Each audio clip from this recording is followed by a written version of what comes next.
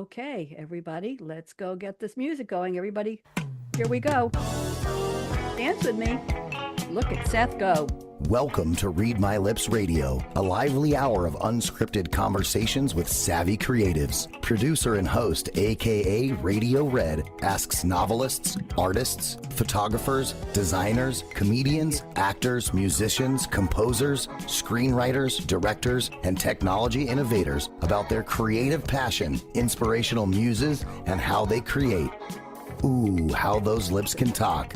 Now, here's akaRadioRed. Thank you very much to the voice who gets me on the air. I'm Radio Red. It's Monday. Where else in the world would I be except here on, used to be Read My Lips, now it's The Creativity Show. Happy to be here, and I have a panel of wonderful people, and a quick shout out to Mickey Mickelson in Canada somewhere who sent me this marvelous panel. No pressure on the three of you, but you're going to be great. So before I introduce my panelists, everybody just wave hello to LinkedIn, wave hello to Facebook, wave hello to YouTube, twice for Facebook. We need two waves there. We're streaming live. Everybody can see you. It's March 2nd. It's the 61st day of the year already. This is the Gregorian calendar. And Seth, I don't know if you know, but we used to have the Julian calendar. And if you're born a couple hundred years ago, well, I wasn't, but I'm an October girl. I'm a Libra. They didn't have days for birthdays in the first 2 weeks of October. Julian kind of messed that up. So Gregorian came along and he said, Ma, before he got to be a pope, no disrespect, Ma, I want to create a new calendar. So he decided leap year every fourth year and add a day. And we October babies got our birthdays back. Isn't that a wonderful story? There were 304 days left, and it's the 9th Monday, and nobody cares about that except me. Today is the birthday of actress Rebel Wilson, the birthday of singer-songwriter Luke Combs. His first record, Hurricane, sold 15,000 copies in the first week, and he's only 36 years old. John Bon Jovi is 64 today. Chris Martin, founder of Coldplay, 49. He's on the cliff of becoming a grown-up in my book. Dusty Springfield, wishing and hoping and thinking and praying, and son of a preacher man, passed away this day in 1999. Hank Ballard, you know that he wrote and sang The Twist before Chubby Checker got a hold of it. He passed away in 2003. And Dr. Seuss, The Cat in the Hat, The Grinch Who Stole Christmas, was born today in 1904. And one more in memoriam, Karen Carpenter. We've only just begun from the Carpenters, was born today in 1950. I won't bore you with any other details, but I will tell you that 1974 on this day, at the 16th Grammy Awards, Roberta Flack won Best Record for Killing Me Softly. Does that give you goosebumps or what? And Stevie Wonder won Best Album for Inner Visions, and I own that vinyl. What can I tell you? So here we go. Welcome to the Creativity Show, where bold ideas ignite. Radio Red on her Scarlett Mic, streaming live and trying to be bright. I hope I am. The craft of creativity, our theme, leads us here today, where challenge fuels passion and fresh visions find their way. Wave your hand when I call you. Nzondi, wave hello. Jocie McKade, wave hello. Seth Voorhees, wave hello. Join our stage. Prolific authors shaping stories on every page. Around our virtual table, we'll explore purpose, spark, and drive, where imagination and originality bring storytelling alive. Now, I have a gift for each of you, and Nzondi, I'm starting with you. So here we go. Here is your life. Born in Elmhurst, New York, where his journey began, Nzondi's life turned with one quiet plan. A fishing trip turned promise. At 5 years old, led south to a Nana who was steady and bold. In Jacksonville classrooms, Nzondi's discipline grew. Outstanding junior, leadership in view. From 50 jobs, hustled with grit and resolve, to film school dreams, he was bound to evolve. From Starbucks marathons, writing till the early sun, to Bram Stoker glory with Aware Mosaic, he's won. Now in L.A., through story and also through song, Nzondi proves faith and fierce work make success strong. I hope you like that. That was incredible. Wow, I didn't expect that. That was amazing. That's my gift to you. I'll tell you more later. I'm glad you liked it. Jocie is next. Born in a Midwest crop circle, at least that's her tale, in Buckeye land roots where the cornfields prevail.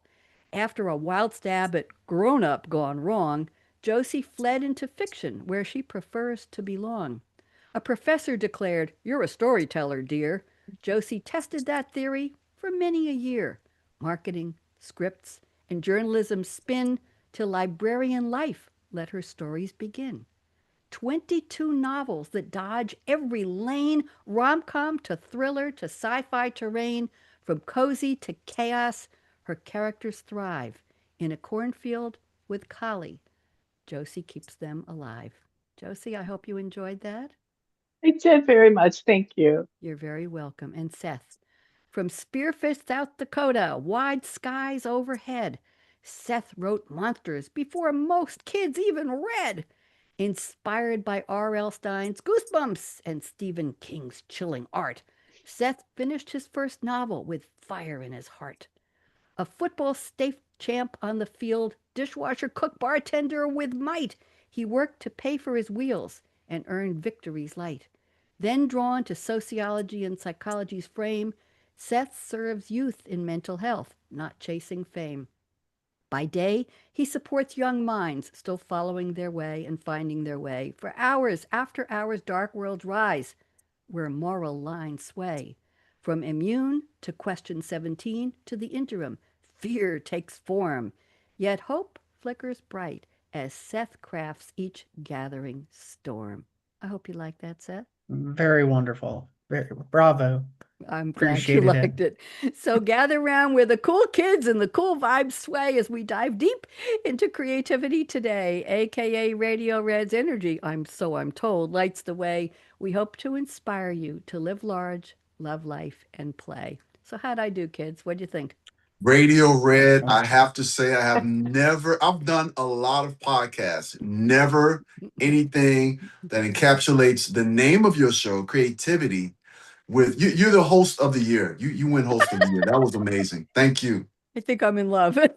I've Thank never you. had a poem written about me. That was pretty awesome. I started doing that about almost a year ago for all of my, even for my technology show. I do that the same a 12 line three stanza. But what's interesting is I'm also an online moderator for high level technology courses for Rhymework Publishing, SAP Press, and I asked them permission to take these instructors who were very studious and very tech. I'll leave it at that. High level tech who've been doing this 15, 20 years. And I said, may I do rhyming intros for the technology instructors I'm introducing? And they said yes. And these people are falling out of their chairs. Nobody's ever. And I asked them for a fun fact. And I incorporate the fun fact about their life into the last two lines of their rhyme. And they're just like, what? And I change it every week. These are 5-week courses. So there we go. I'm glad you appreciated that. And I appreciate you. And thank you for your very kind words. So You raised the bar, so now I expect it from everyone else now. So it's like, all right, what are you going to do?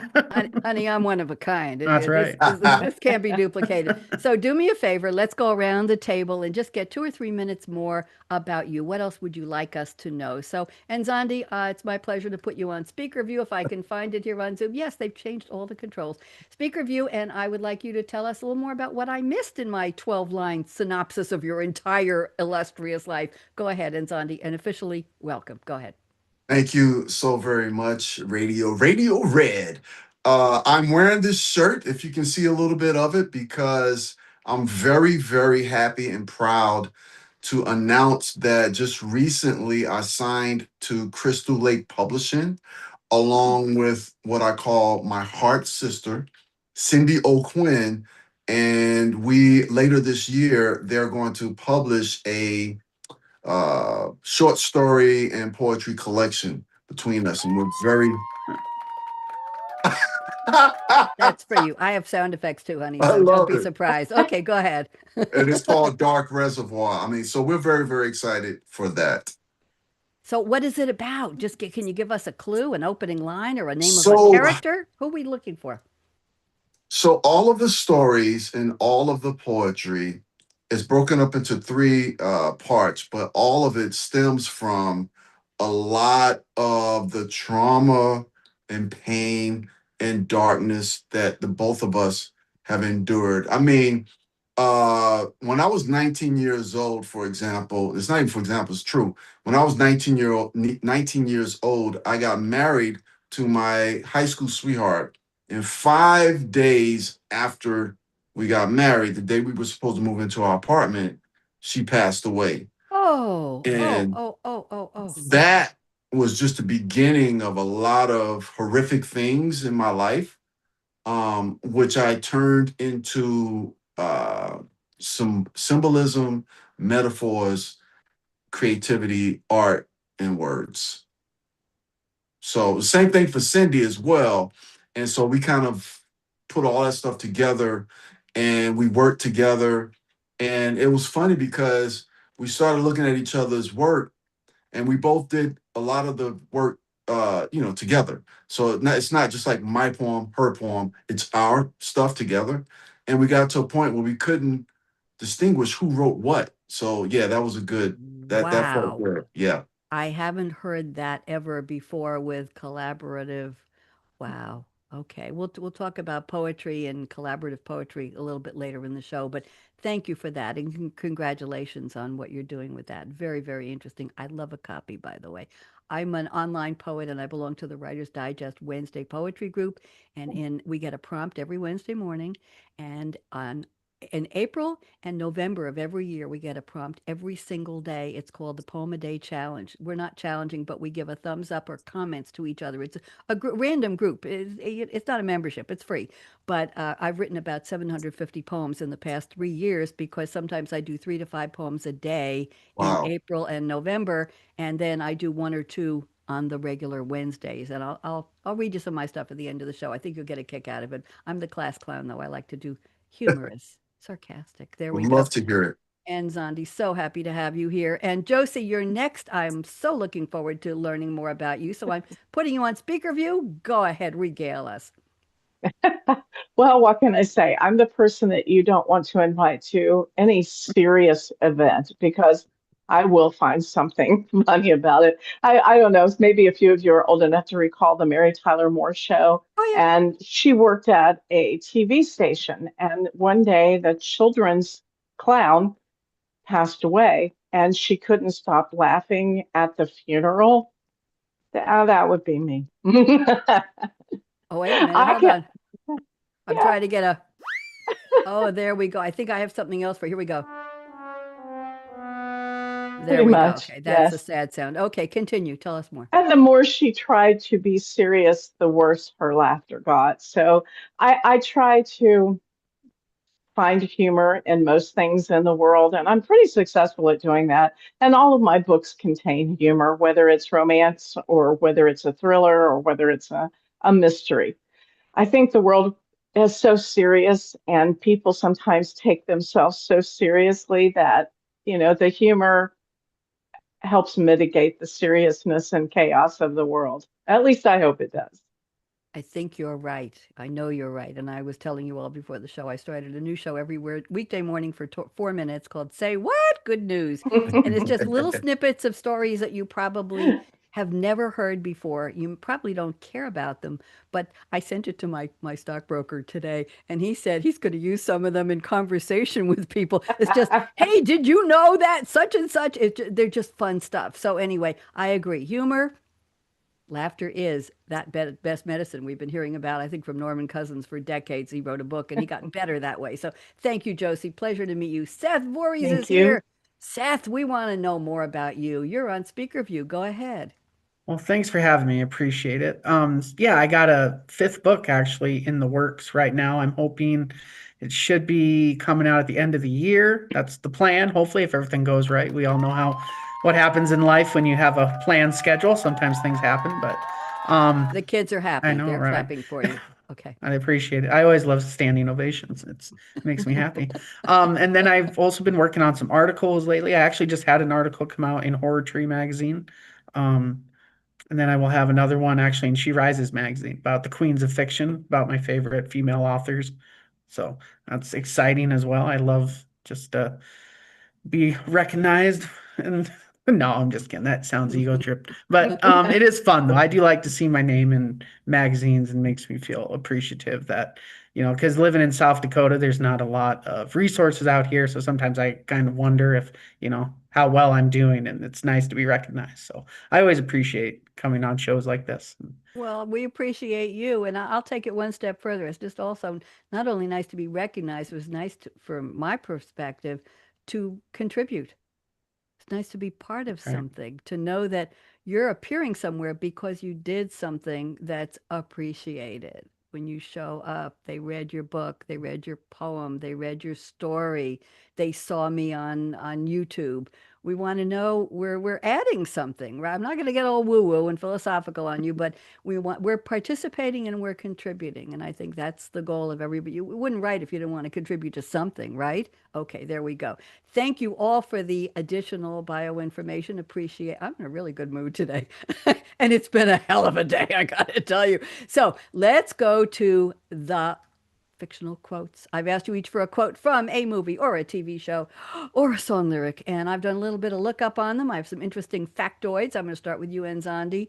And Nzondi, is that your real name? And would you like to share another name with us, or do we want to stay with that? I know you have multiple names.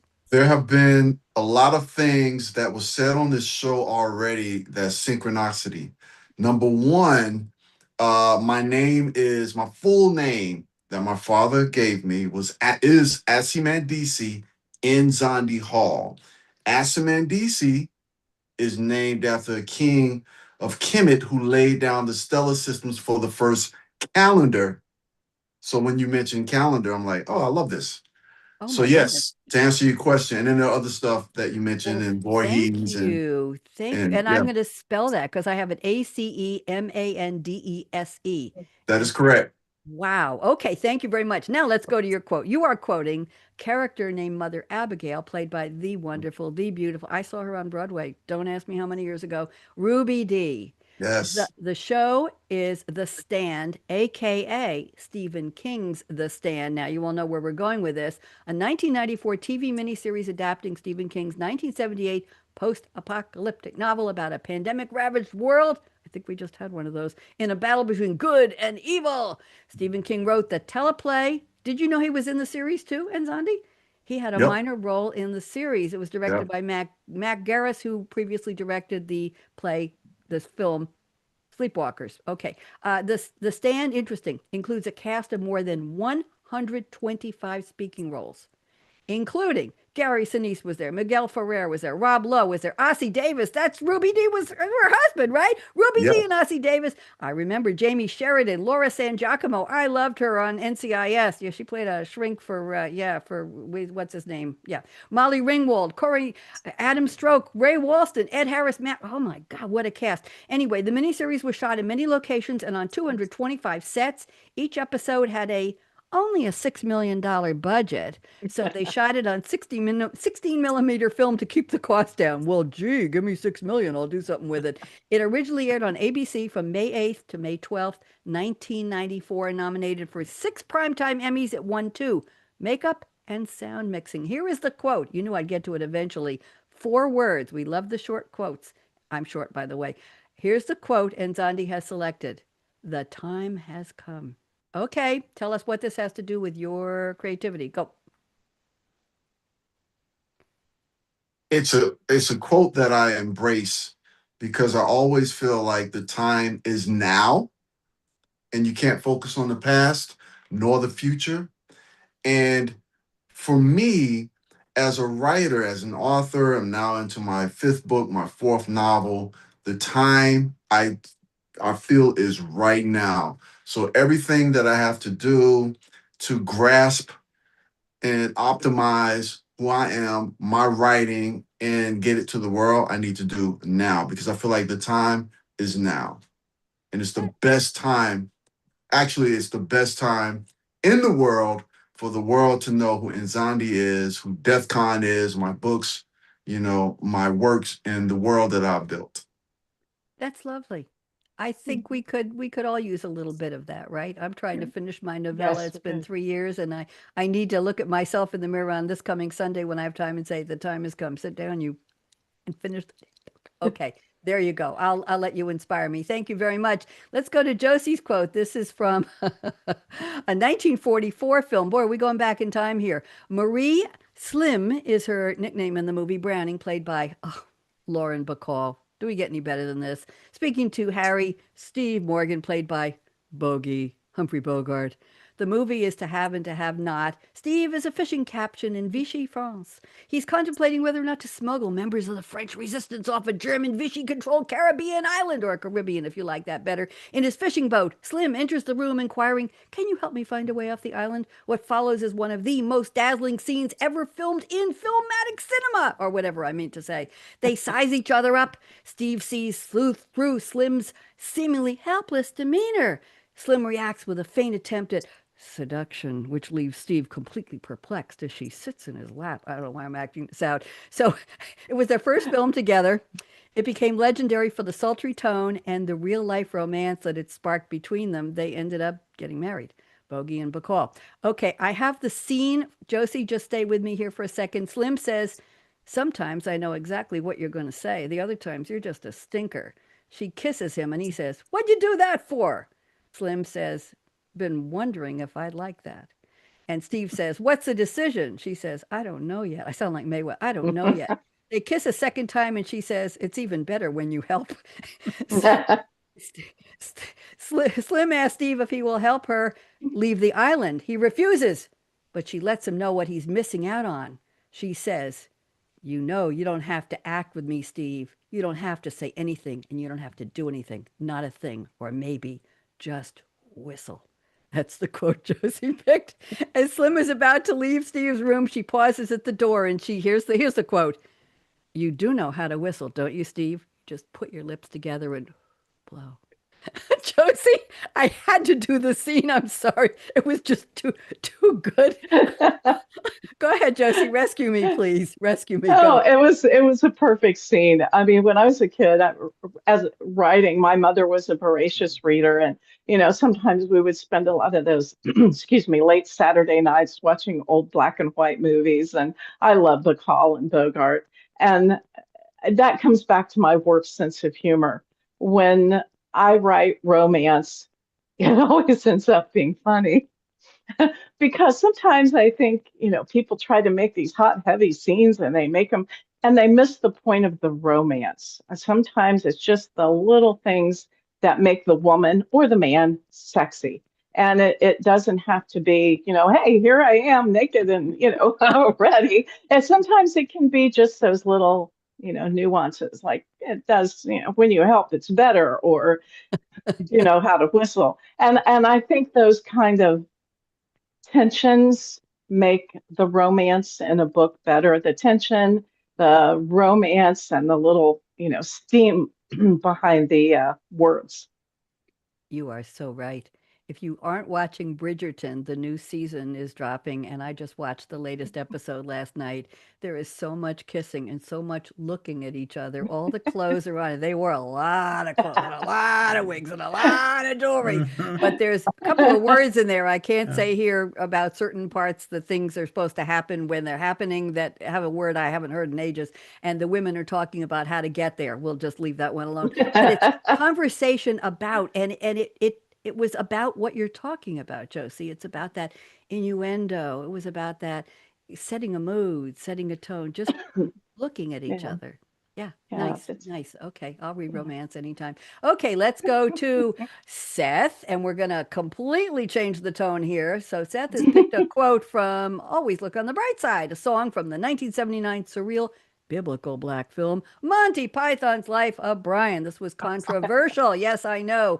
Written by Monty Python member Eric Idle in 1979 for the film I just mentioned. The song is a parody of Disney's Feel Happy tunes, such as Give a Little Whistle. I remember that one.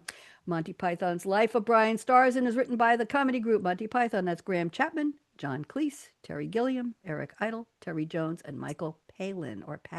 Directed by Terry Jones. Following EMIU Films' withdrawal of funding a few days before the production was supposed to start, I think Seth knows this, musician, listen to this, and former Beatle George Harrison and his business partner Dennis O'Brien, Dennis with one N, arranged financing, and they formed a brand new company called Handmade Films. just to finance this film. Isn't that interesting? The film was a box office success, the fourth highest grossing film in the UK in 1979, the highest grossing of any British film in the US that year. It's been named as the greatest comedy film of all time, and it got a 96% rating on Rotten Tomatoes. Can you believe that? It was ranked on a Channel 4 poll in 2006 as #1 of the 50 greatest comedy films. And I'm going to read a little bit of the lyrics, if you don't mind, Seth. Go Cheer up, ahead. Brian. Cheer up, Brian. You know what they say? Some things in life are bad. They can really make you mad. Other things just make you want to swear and curse. When you're chewing on life's gristle, don't grumble. Give a whistle. And this will help things turn out for the best. And here's the chorus. Always look on the bright side. Whistle. Always look on the bright side. So the quote he has selected is, when you're chewing on life's gristle, don't grumble. Give a whistle. And this will help things turn out for the best. Okay, how did I do with that? Seth, am I good? You did excellent. In fact, I have it playing in my head right now, and I can You keep going, but it's not my show, so Wait a I minute, wait a won't. minute. You want to sing? Can you want to sing it for us? I don't know the tune. Do you want to sing? It just goes like, always look on the bright side of life. I can't whistle though, so it goes do do do do do do do do. Always look on the bright side of life. Do do do do do do do do. Life is quite absurd, and death's the final word. Okay, anyway. Stop it. Wait a minute. We got to give you a round of applause here. Hold on. Let me get it. No. Oh, Seth, that was the last of the laugh track. Go ahead. Tell me how you picked this and what it means to you. That was great, by the way. The reason I love it in Pig is just because, with the work I've done over the years, especially in residential settings and working with troubled youth, sometimes it's hard to find positivity in things, especially life, and always trying to find humor and trying to find at least some positive spark in anything can be a challenge. But I think it's worth it when you do it through life, trying to find the good. I just saw the documentary on Mel Brooks, the 99-year-old man. You ever notice that a lot of comedians, they live into their 90s, and I think it's because they know how to laugh. They know even when life's hard and cruel, they know how to insert that. And I love to do that. And it reminds me too, because I'm a dark fiction writer, people are always like, well, why do you like that stuff? And I'm like, because it's fun to find hope in absurd circumstances. So to find that's what I think is so great about writing, is that challenge and being able to find that spark whatever situation our characters are in. And then it's just also a good quote to remind me that, yeah, life sometimes is a struggle, but move on. It gets better. Just keep working on it. Even when it sucks, you still got to keep going. Yeah. So it means a lot, really. That was so well said, Seth. I Thank used you. to actually play it when I was working at a center. We played in the morning for the youth. They didn't love it all the time, but I enjoyed it quite immensely. I like the idea you expressed that people who live longer, the comedians, I think George Burns lived to 100, yes? Hmm. Yeah. And it just, my mom lived to 100 years, 1 month and 15 days. We did a TV show together called Senior Moments, The Happy Ones on Long Island. And we did 279 episodes over almost 20 years. And she passed away 2 weeks after our last show. But she lived on her own in a big high-rise building. Do you know where North Shore Towers is in Zondi? Between Yes, I do. Lake Success on Marcus Yes. Avenue. Yes, the border of Queens and Nassau. She lived there on the 19th floor. She had a gorgeous apartment and she played the piano and her neighbors complained. Do you know why they complained? Mm. Because she didn't play often enough. And she played for different groups in the building and she lived on her own. Took care of everything. And I saw her, I lived 5 minutes away, but she loved laughter. She loved people. She loved talking to people, and I used to call her the star of our show. And I would ask her to meet the guests in the green room at our TV studio, and they would be best friends by the time she had met them. And I'd say, "Well, Ruth is a real star, I'm just here." But we had a great time. And what's funny is I would say, "I'm Bonnie D. I'm the junior senior, and this is Ruth. She's a senior senior." And she'd say, "I'm Ruth," and she'd make up a middle name for herself because her middle name was Betty, Betty, like Betty Davis. She'd make up a different name. "I'm Ruth Bettina today. I'm so and so," and she'd make up and talk about Seth, the sense of humor. I never knew what she was. I never knew what she was going to say. Just a real charmer, but she appreciated humor, and my dad did too. He loved to tell jokes. He was a doctor and he told jokes so his patients wouldn't feel the needle going in. Let's leave that one alone. Thank you all for the quotes. I'm very impressed. Let's go to the part of the show. We're doing great on time here. I'm going to the part of the show where we talk about the creativity statements. I asked you each to send me 4. I'll pick Can one. I ask you a question real quick? Yes, go ahead. I think I worked at an A&S wasn't there an A&S right across from the North Shore Hospital in that area, Lake Success? Do A&S you was remember? nearby. It was Okay. nearby. It was more in the, I think it was more into Great Neck, a couple miles from there, Oh, okay, okay. a couple Sorry, go blocks ahead. from where I live. No, that's okay. Yes, A&S was a department store. Yes, I worked there, and every day I had to come in with a joke. That was the thing we had get with out. yeah. So it's kind of, I don't know, synchronicity again. Anyway, go ahead. He Sorry. started in Queens, and I'm a Queens girl. So, if you didn't know that, could you tell from my speaking that I'm from New York? Could you tell? Yeah. You really? Oh, I hear it in your voice. Uh-huh. Absolutely. It's not my accent, though. I don't have a Queens accent. Do I? I don't think Very, so. very little. Oh. Very little. My I mom was from my Pennsylvania. I think I got her accent. That's what I tell people. Enough about my accent. Okay, here we go. Try to pass without being known as a New Yorker. I'd rather spring it on people. And Zondi, I'm picking two of your statements. I'm going to read them. I'd like you to take about 2 minutes and unpack them. And then we will get responses from Jocie and Seth. And then we'll go around the table and do statements from Jocie and then from Seth. And let's turn this into a real round table. So, and Zondi has two statements I absolutely love. Number one, he says, I read to inhale, I write to exhale, helping me to breathe a story. That's a whole book in itself. But I want to add to that. You say I'm most creative at 4 in the morning after I have a cup of coffee. What kind of coffee are you drinking at 4 in the morning? Okay, I'm putting you back on speaker view, and why don't you tell us about this inhale exhale? I've never seen a statement quite like that out of maybe 1,000 guests. So, Nzondi, you're up. Talk to me. I used to be vice president of a writers organization called the Greater Los Angeles Writers Society in Los Angeles. And one of my buddies, we all started out, I used to run a critique group. And one of my buddies who was at the critique group, Mike Robinson, who, by the way, we got a table at WonderCon in Anaheim. It's the first time we'll be signing books together. Mike said one time during one of our meetings, I read to hell, I'll write to exhale. And I said, oh my God, I'm taking that. And I've said that at all of the different conventions I've been in when I've, ran panels and whatnot. And then I just kind of elaborated more. Breathing is how I create storytelling and how I create a story.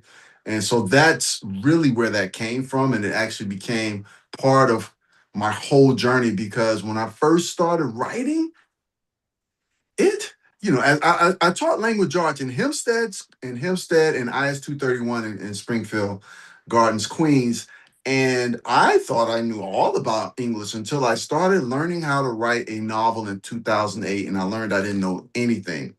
And so I had to read a lot. I think that first year I read about 50 books and 50 Wow. books combined with short stories, but more books and Wow. novels.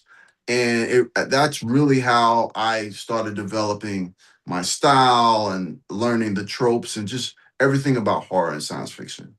Tell me about the coffee at 4 in the morning. I assume it's got a lot of caffeine in it. Yes? It has a lot of caffeine in it.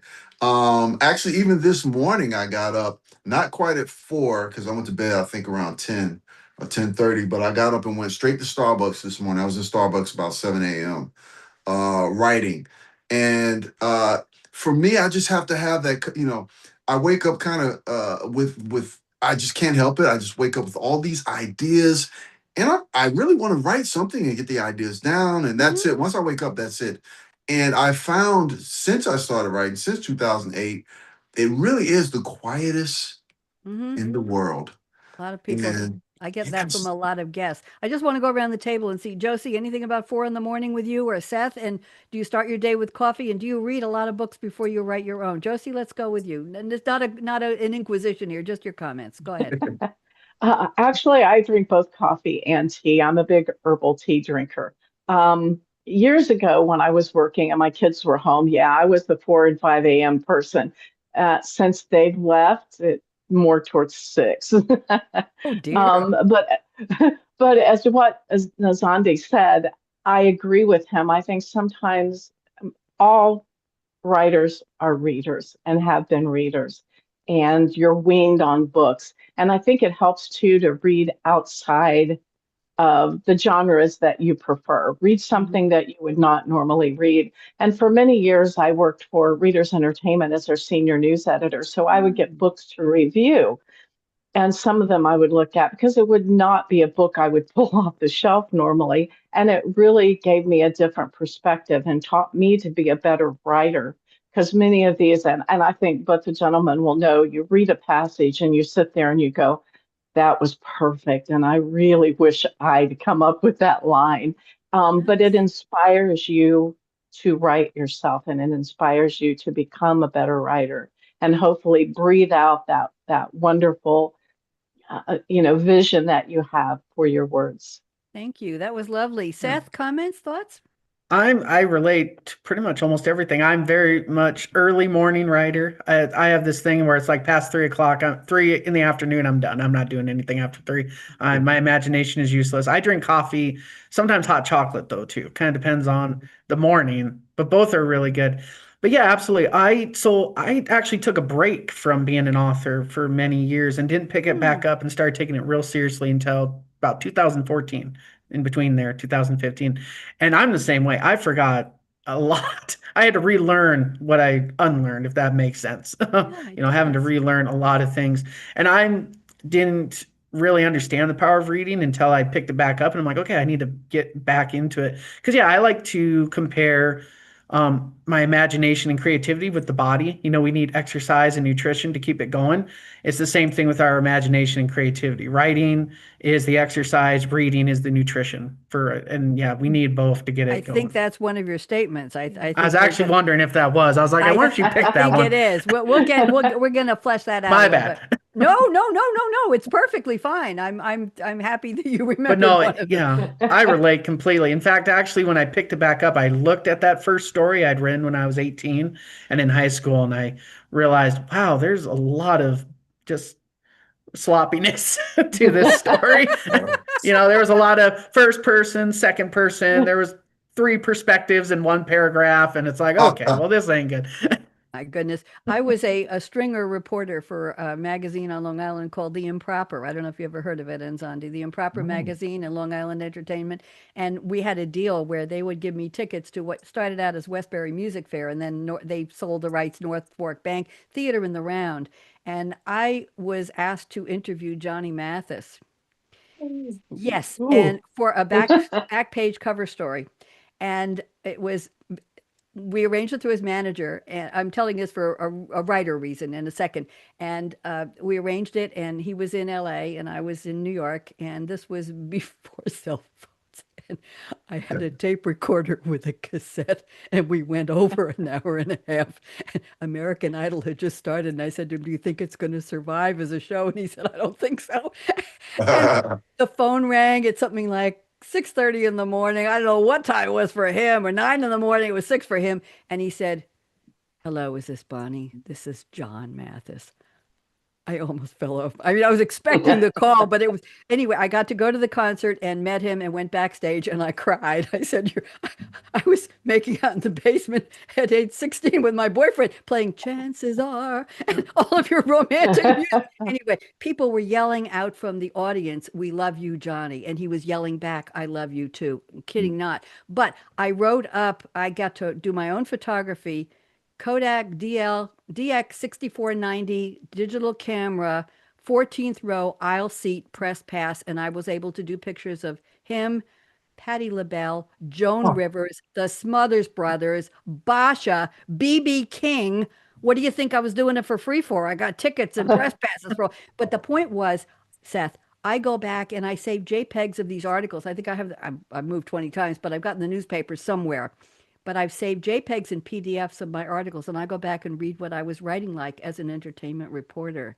And Mhm. it's interesting. And I like the style. I like it. It wasn't too prosaic and it wasn't corny, but there was a lot of feeling to it about how I reacted because I knew who all these performers were because I had bought their music or seen them on TV.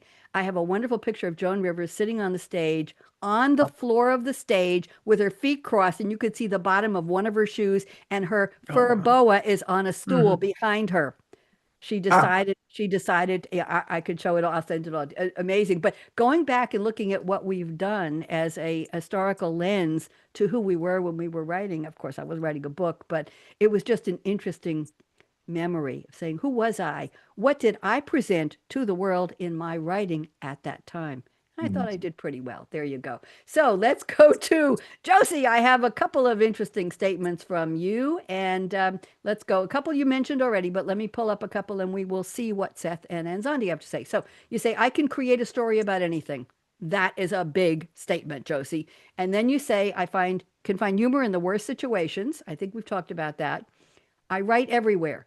Raising kids, I wrote in the car, at practice, at doctor's appointments, and I love to create worlds where readers love to escape just for fun. That's all four of your statements. So why don't you just pick one or two themes out of that and spend about, 2 or 3 minutes telling us, and then we'll see what the gentlemen have to say. Jocie, go ahead.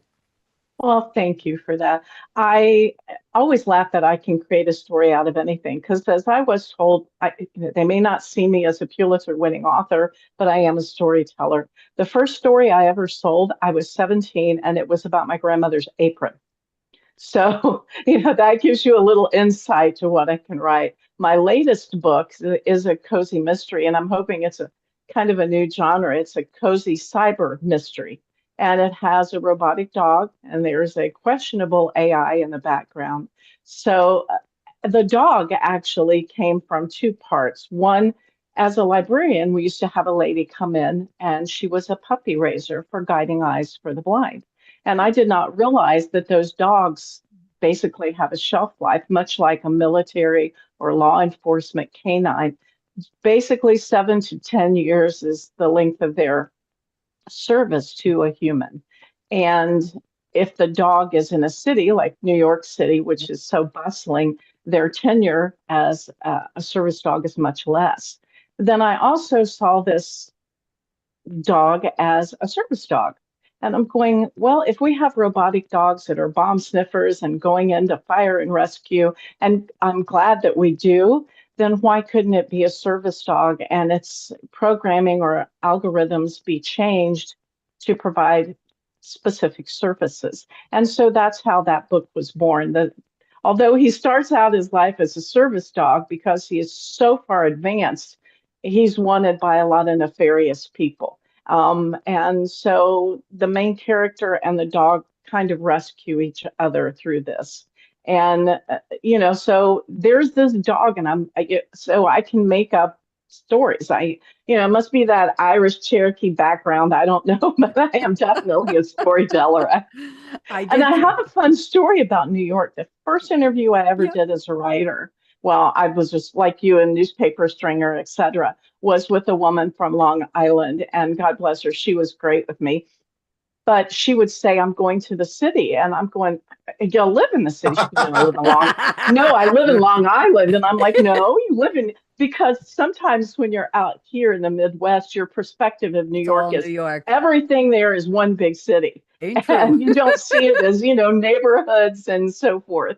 That's and very so funny. It was pretty funny. And by the way, I did start reading your book about the robotic dog at the fair, and I'm very intrigued and I'm enjoying it. So thank you very much. Thank you. Thank you for that. sending it. Let's go around the table. She writes anywhere. She can turn anything into a story, and she finds humor in crisis or sadness or whatever. And Nzondi, Seth, who wants to go first? Just a minute or two each. I'm looking at the clock. I will just say I also have Irish Cherokee background. Go ahead, Seth. No, I was just going to say, me too. I have Irish Cherokee, so there's Maybe a link here. Apparently, at a party. There we go. I love it. And I'll bring the turkey meatballs with barbecue sauce for dinner, and we'll all have a good time. There you go. And I've got solved the mystery now. We should write a book on that. Cherokee there we go. Irish Yeah. distinction and creativity. There we go. We have to. I'll provide Collaborate. Chardonnay. That's good. I'm thinking those Irish grandfathers got around. Yep. Oh, Josie, do you have a character named Cozy? No. Oh, okay. Cozy Mysteries. Yeah, Cozy Mysteries. It was Cozy Mysteries. Cozy Mysteries. Because my character's name is Cozy Coleman. Cozy Mysteries. Again, this is a great podcast. And Nzondi's having quite a day with us here. Let me move on. Any more comments, Seth or Nzondi? Are you good? I won't. I'll say this, and I don't suggest writers do this, but I used to write anywhere, including at the stoplight. And one of my friends used to think I was absolutely crazy. And I'm like, I got to get this idea now. And I'd have the laptop on my lap, on the steering wheel, writing Yeah, so I get it. I can write Mm, anywhere as well. You yeah. know what I used to do? I used Yeah. to put my phone camera on the steering wheel when it was starting to rain or starting to sunset, dusk, at a stoplight and take a picture as the cars in front of me started to move. The tail lights become squiggles of light like electrical beams, and you see them, and they're all like this, the most amazing. But I'd put the phone right on the steering wheel and snap a couple shots just as they were starting to move. The rainier, the darker, the better. Interesting. Great shots. Yeah. Okay, Seth, you want to talk? Go. I was just say I don't have the time to write anywhere, but I always have an idea no matter where I go. So I'm always Mhm. obsessively texting myself. I have this own chain text message to myself where it's like Yep. this idea, you can write about this. So that way I don't forget. Yeah. Yeah. So I do that Yeah. though. Now, I have to tell you, talk about synchronicity or just common Hmm. common sense. This is a theme on all of my shows with all of my author guests. I don't always have authors on the show, but 99% of the time I do. People talk about how do they capture those ideas. And David Byrne from Talking Heads was interviewed on a How to Be Happy show by somebody named Steve Johnson. I have it in my notes, and he talked about the little beginnings. He said, save them, put them in a file somewhere, and say to yourself, note to self, spent 30 minutes on this. He said, I can't create a song out of nothing, but I need those little beginnings to start something. That little. So I have people who write text to themselves, Seth, people who write sticky notes to themselves, people who get up in the middle of the night and write an email to themselves, whatever it is. Nobody's done with lipstick on the bathroom mirror yet, but I'll meet somebody that does that. Okay, thank you. I'm looking at the clock. I want to get to Seth. Seth, you've already talked about reading and writing are to the imagination as food and exercise are for the body. I love that, but I'm going to add two more. This is interesting. You say, self editing is a must. I've learned to love it. That's an unusual one. You want to take just a minute, Seth? Because everybody's saying, what, are you kidding me? We can edit our own stuff. Seth, how do you do it? Well, I went back to that old, I think, it was like Michael Jordan saying, you got to learn to love what everyone else hates, and I think with most authors, self-editing is not something we look forward to. But I've learned to embrace it just to see how, for one, how I've grown as an author. I got the rights back to my first book, The Interim, this summer, and I republished the second edition. And before I republished it, I went through it again just to see. And I was just sitting there amazed, going, I need to change. I could see how much I've grown just as an author from 2017 when it got released to now.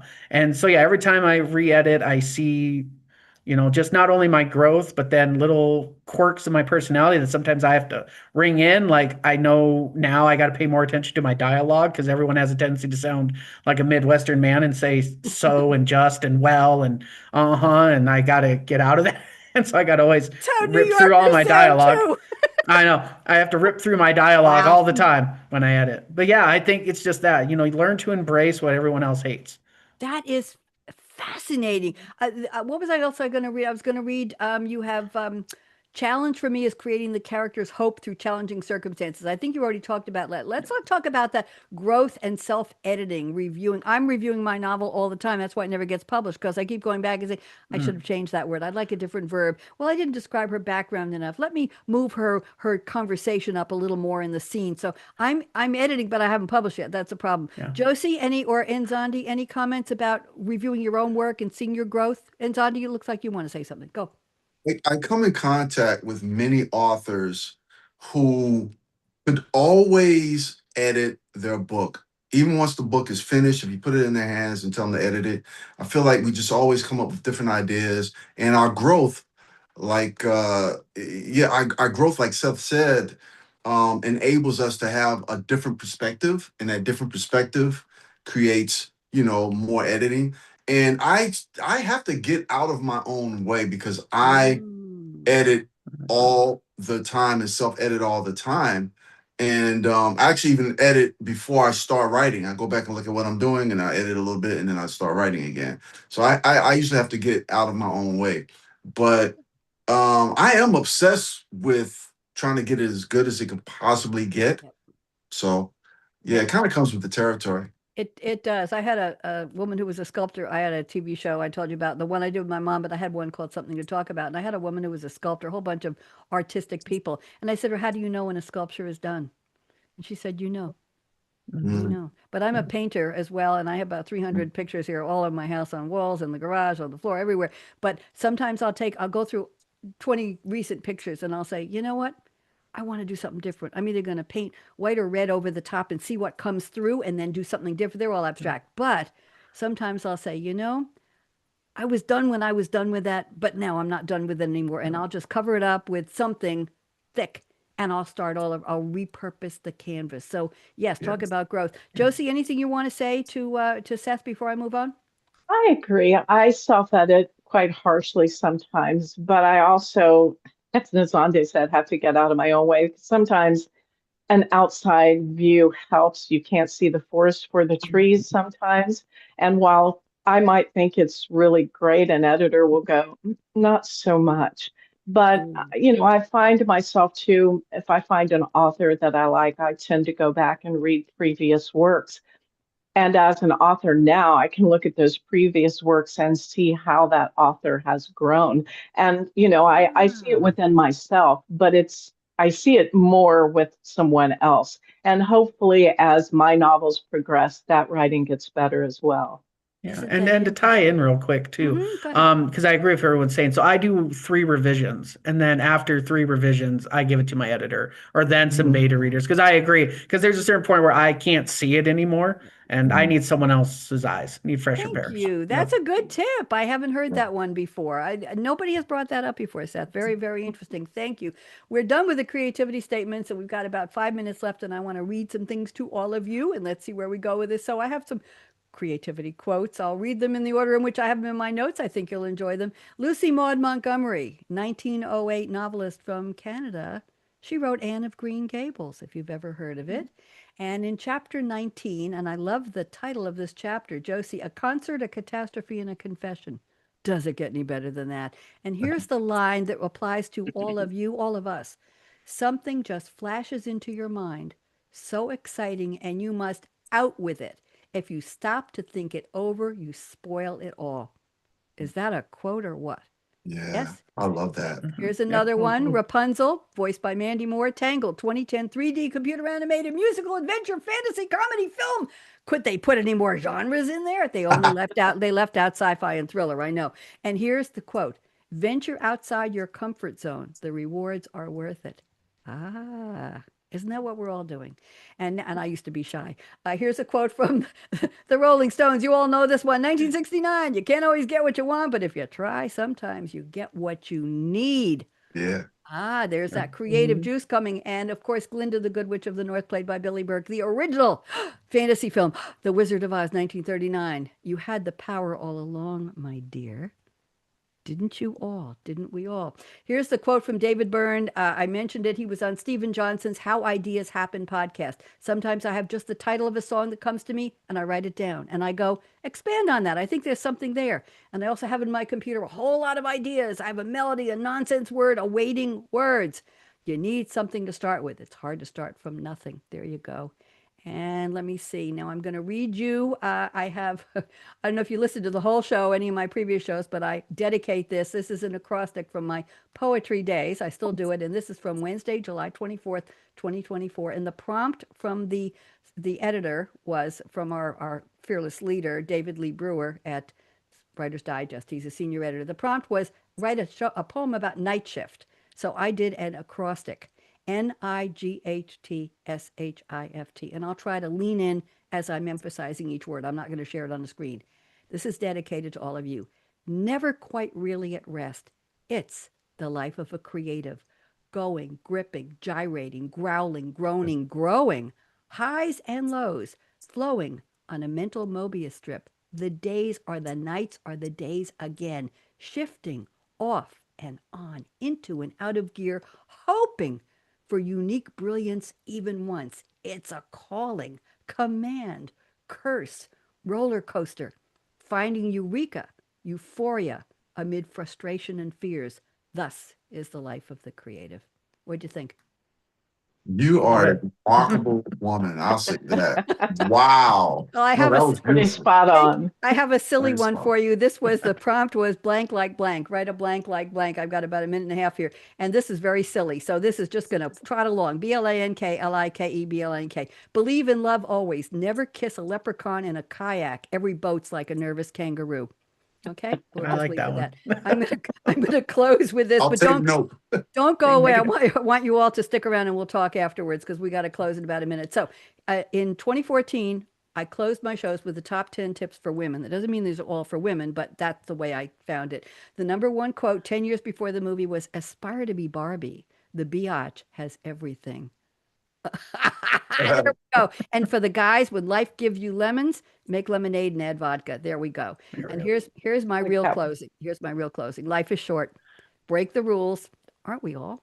Forgive quickly. I still haven't figured that one out. Kiss slowly. Absolutely yes. Love truly from here.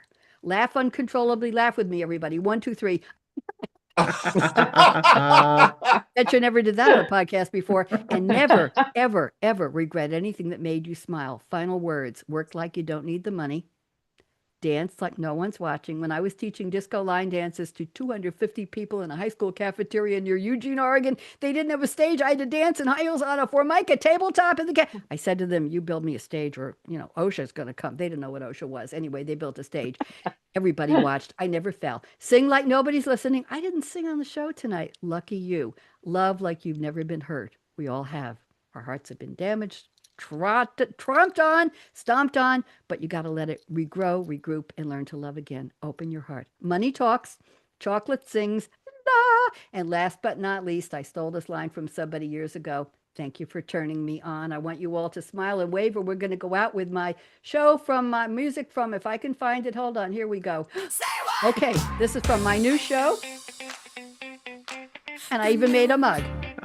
Say what? Good news. Good news. And Nzondi, you have been delicious. Thank you so much. Jocie, you're a real treat. Seth, what a well of wisdom. Thank you so much. And thanks to Mickey Mickelson. Thanks to Jordan Henson, my engineer for Voice America Media Empowerment Channel. Shout out to Aaron Keller at Voice America Media. Dance with me. I made this song up in Suno. Give him credit. Let the bad vibes stay. Hit play. Hit play. Say what? Let's lift that mood. Come on, everybody. Lift that mood. Good people doing what they do. All of you bring good news. Good news. This